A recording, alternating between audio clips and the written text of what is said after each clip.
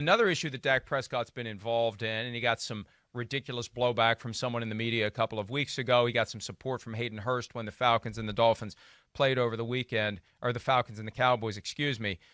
Dak Prescott and the issue of mental health. Aaron Rodgers earlier this week speaking to reporters addressing the important issue of mental health. Here's Aaron Rodgers. I think there's been a lot of players across the sporting leagues who spoke out. I know that Kevin Love said some things a few years ago, and at the time, I remember some of the responses to it. There's a weird stigma around it that's almost weakness to either ask for help or to admit you're struggling with things, or admit thoughts you might have, that negative thoughts about yourself. I think this strength is taking care of yourself and taking care of your mind and understanding how important your thoughts are, because they become things, and understanding how important positivity is and your attitude, and waking up each day with the right focus and the right mindset, and taking time to be quiet during your day, and whether it's 5 minutes, 10 minutes, an hour, and still your mind, allow your brain to rewire itself and change change the outlook of the cells in your body, get them to get out of protection mode and into growth mode. I think it's great. When I saw what Dak said, I applaud him. I think it's phenomenal speaking out, because that's true courage and that's true strength. It's not a weakness at all. It's not, and anybody who attacks it, that has other people's opinions of ourselves have really nothing to do with us. That's a great line I heard. And other people's opinions of Dak has nothing to do with him. Those are their own insecurities about their inability to deal with their own shit, probably. And I applaud Dak, and I think Hurst as well had some words for him after the game. I think it's a beautiful thing when people start talking about it, because I think at the bare minimum, it makes you more relatable to people, that we have the same struggles and the same issues and the same desires to grow and change and see things in a better, positive light that so many people out there do. And I think the more that we can connect with people, especially on conversations like this you're talking about, Matt, I think the better our society can be moving forward as a connected society built around love and positivity. Another soundbite that a few years ago I never would have dreamed that we'd hear in that context, in that set. Right? But thank God for it, Peter. Thank God for it. The brain is as imperfect an organ as every other organ in the body can be. You break your arm, you need an appendectomy, right? You get cancer, whatever the case may be. Mental health and issues of that type, it's incredibly common.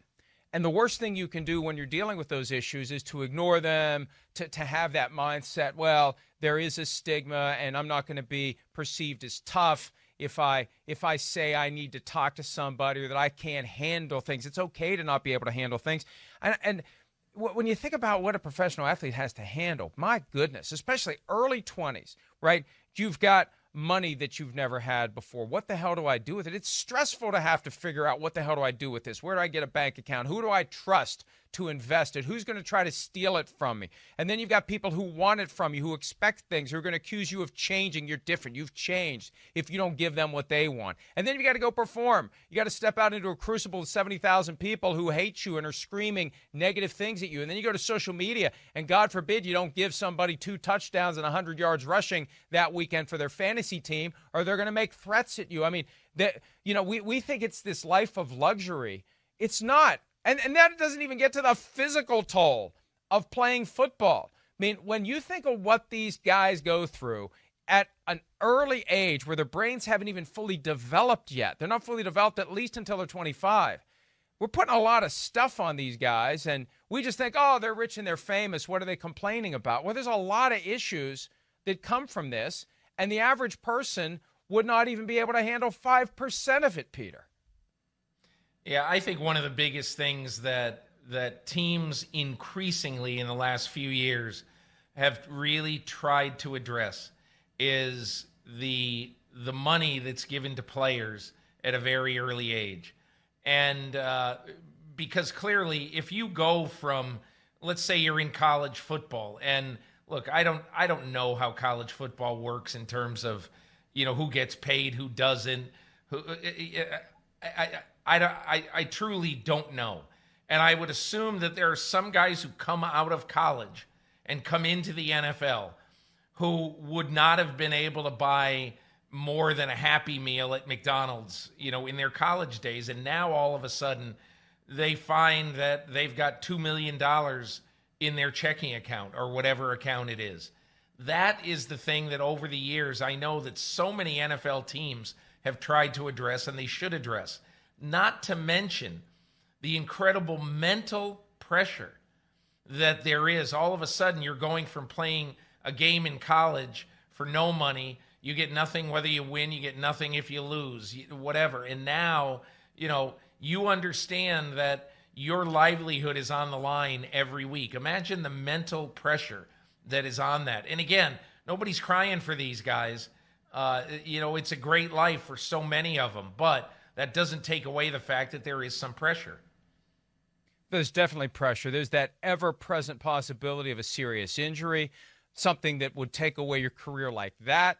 And then you've got a limited number of years. You know that as you get farther and farther into your career, which is just a matter of 2 or 3 or 4 years, that's when you start after worrying about, am I making too much money? Are they going to draft somebody that's going to take my place? How long can I hold on? And then you have to pick up and move to another city because you get cut by the team that you really wanted to play for. It's one of the unintended consequences of free agency and the salary cap. Guys wanted to be able to go wherever they want. Well, some guys want to stay where they are for the entirety of their careers, and they get dumped 2 weeks before the start of the season. Good luck. You're done. Now you got to go find. So you got to move across the country to find employment. So there is a ton of stress for all professional athletes. And there's a ton of stress, especially in this day and age, with everything that's going on in the world. We all experience it. If you need help, you get help.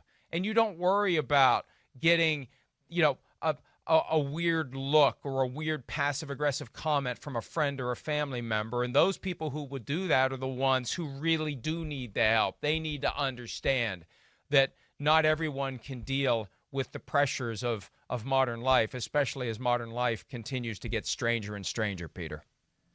Mike, the other day I had a conversation with Dak Prescott after that weird game where they came back to beat Atlanta 40-39. And at the end of the he was driving home. And at the end of the conversation, I said, "Hey, Dak, I'm going to tell you one thing." I said, I can't imagine how you felt about your life, this off season, where every 15 minutes there is a new story about your contract and 4 years, 5 years, this amount, that amount, franchise tag, not franchise tag. I said, I got so sick of it. I wrote in my column one week, I said, that's it. I mean, I am going rogue. I'm not discussing one sentence of Dak Prescott's contract until it's resolved, And he goes, thank you. He said, I sometimes think, well, hey, I'm just young. I don't understand, and I haven't seen everything in the past. I said, no. This was the all-time contract discussion record. And he just started laughing, and he goes, hey, listen, it's like I tell the beat guys and beat women. He said, I said at one point, I said, look, there's a reason why I have an agent. He handles everything. I don't talk about this stuff, so please don't ask me about it. And, I got the feeling that along with everything else, and obviously, his brother's death this offseason, everything going on in his life, it was a pretty crazy year for Dak Prescott. Well, let me tell you, on top of everything else I respect Dak Prescott for, one of the things I respect him for the most, his ability to never cave in to that shtick, that Jerry Jones throw your arm around the guy's shoulder and explain to him why the team needs him to take this deal. And he's never given in. He's always stood firm. We rarely see a football player do that. At some point, they give in. At some point, they sign on the dotted line. They feel like they have to because it's for the good of the team, and you're being selfish if you try to get more. And that I'm blown away of all teams to be able to take that stand against, the Dallas Cowboys, where there's a proven track record of ownership getting involved to get the deal done, to be the closer, and it always works except when it doesn't, and it didn't work and hasn't worked so far on Dak. Well, to me, Mike, this is the most interesting thing. And I absolutely ripped the Cowboys and Jerry and Stephen Jones, who, look, they run their team their own way, and they've won 3 Super Bowls. So, I'm not sitting here saying I know any more than they do. I really am not. But they blew it with Dak Prescott in a very, very big way. And it's getting worse now, okay? And you say, well, why is it getting worse? Well, they blew it because contracts for quarterbacks never go down. Never, never, never. They never will. So to not sign them a year and a half ago was an idiotic thing. To not throw another couple million or not throw another year on the thing. You've been around Dak Prescott a lot. Just give him the amount of years he wants. He's going to be the most responsible human being in your organization. There's Jason Witten. He's gone. Now there's Dak Prescott. Those are the guys. But the other part of it, Mike, is that it's very likely that in the next 2 years, at least next year, the salary cap goes down $23 million to $175 million. And it's likely that in 2022, it's way down. So you're talking about quarterback money keeps going like this, and the salary cap is going to go down 13% next year.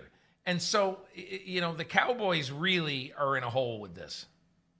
And the bottom line, both figuratively and literally here, is $37.68 million.